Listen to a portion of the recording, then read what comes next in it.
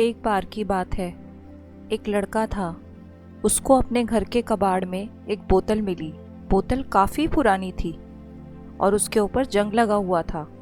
उसने उस बोतल को खोलकर देखा तो उसमें से एक परी निकली। परी ने उसे एक जादुई पेंसिल दी और कहा कि इससे जो तुम लिखोगे वो तुम्हें मिल जाएगा। रोहन बहुत खुश हो गया। अब तो उसने पेंसिल से लिखना शुरू किया। कभी वो पेंसिल से साइकिल मांगता तो कभी अपना होमवर्क करवाता, कभी क्रिकेट बैट मांगता और इस तरह वो कुछ न कुछ मांगता ही रहता था। अब तो यह हाल था कि पेंसिल की मदद से वो क्लास में फर्स्ट भी आने लगा था।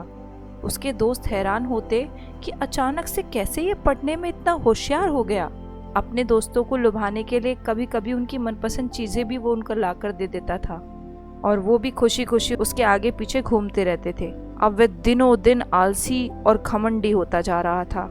एक दिन उसके दोस्त स्कूल की पिकनिक की तरफ से पहाड़ों पर घूमने गए। टीचर के मना करने के बावजूद वो अपने दोस्तों के साथ ऊंची पहाड़ी पर चला गया। वहाँ खेलते खेलते उसका पैर फिसल गया और वो गिरते गिरते बचा।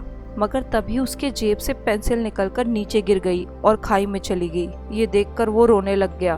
दोस्तों को लगा कि वो मामूली पेंसिल के लिए रो रहा है, इसीलिए उसे वहीं पहाड़ पर रोता छोड़कर चले गए। उनके जाने के बाद वो परी वापस प्रकट हुई। तभी खुश होकर रोहन ने कहा, मुझे वो दोबारा पेंसिल दे दो, मेरे एग्जाम आने वाले हैं। परी बोली, अगर तुम एग्जाम में अच्छे नंबर लाओगे तो तुम्हें पेंसिल वापस मिल जाएगी। ऐसा कहकर परी गायब हो गई। अब रोहन ने पेंसिल को पाने के लिए दिन रात मेहनत शुरू कर दी और जब वो अच्छे नंबरों से पास हो गया तो वो परी आई और उससे बोली, असली जादू मेहनत में है जो तुम करना सीख गए हो।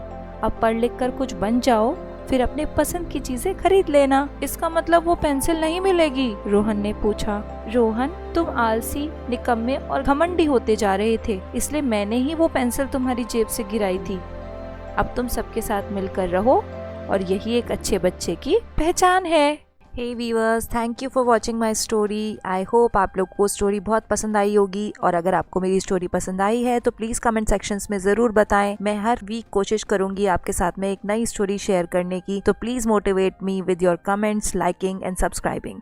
Thank you for watching. Good bye.